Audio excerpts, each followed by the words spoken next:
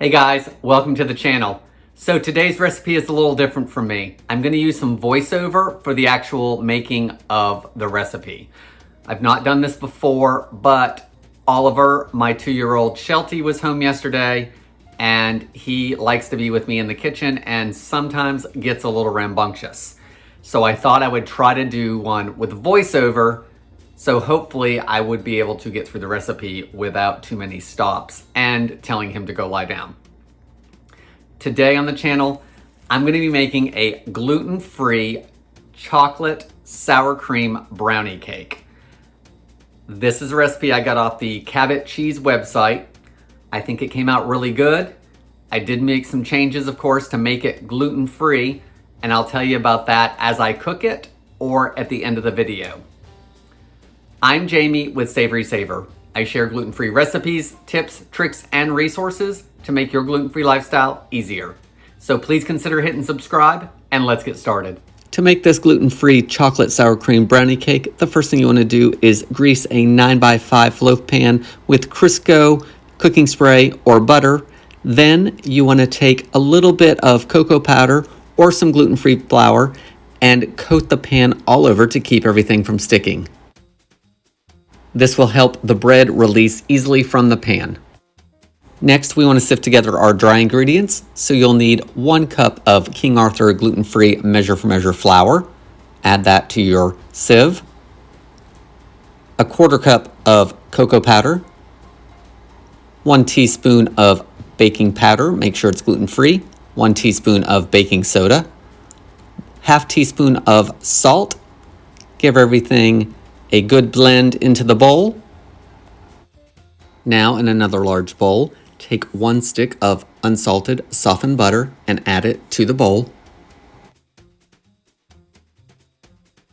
Use a hand mixer and mix for 1 to 2 minutes until the butter's nice and fluffy, scraping the bowl as needed.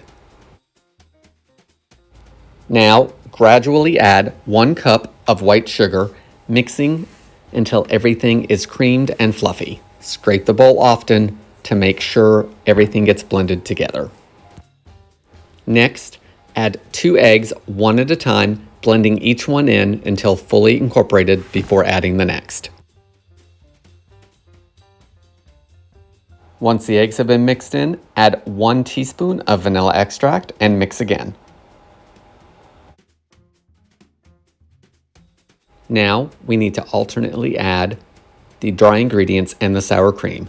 Start with 1/3 of the dry ingredients, mix it in until almost incorporated.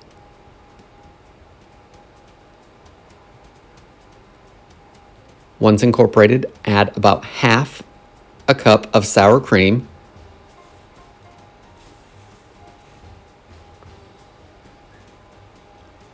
Mix that in, followed by another 1/3 of your dry mix.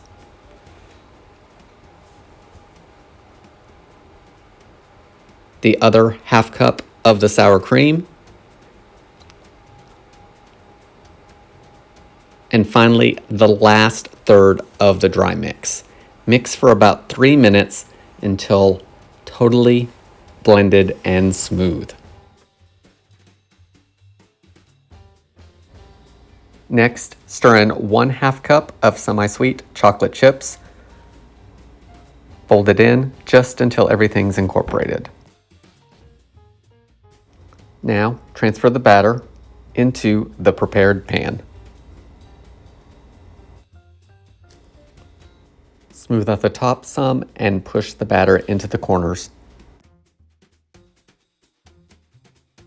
Now bake at 350 degrees for 45 to 60 minutes. It's ready when a toothpick inserted into the cake comes out clean.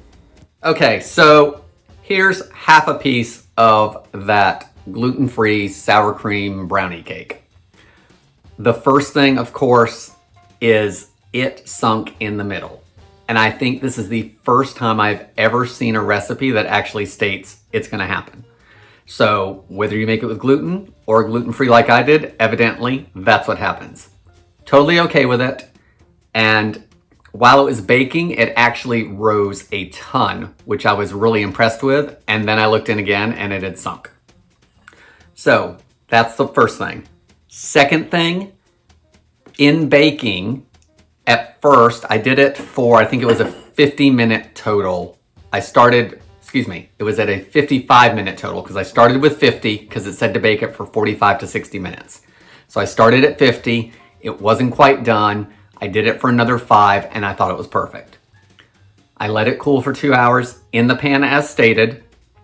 And then when I took it out, it looked to me like it was a little undercooked, especially along the bottom half of the bread or cake or whatever you want to call it. But it actually was done. So make sure you're testing the cake with a skewer or toothpick or a knife, however you test your cakes. And remember, if you hit one of those chocolate chips, it's going to come out with chocolate chip all over it. So hopefully you don't hit one of those and you can make sure it's done. I really like the cake. It is nice and moist. It has a good taste. This is next day after being wrapped in plastic wrap overnight. It has that brownie taste. It also has that cakey taste. Good chocolate taste to it. It's very similar to my chocolate chip bundt cake recipe. And that recipe is actually made with a gluten-free cake mix, where this is not. This is we're 12 hours, 16 hours out from making it. I don't feel that it's dried out any. I like the chocolate chips in it. I have this wrapped in plastic wrap. One of the things I would tell you probably is if you're not gonna eat it in the first couple days, maybe freeze half of it, just to make sure. Hey guys, just a quick update. Don't listen to me on that overnight wrapping. Wrap it in plastic wrap and it will keep for 4 to 5 days. Still moist, still good, great gluten-free recipe. Guys, that's all I have for today. Please leave me some comments below on if you're okay with the voiceover, if you didn't like it, or if I just need some practice. I appreciate you watching and I hope to see you on the next video.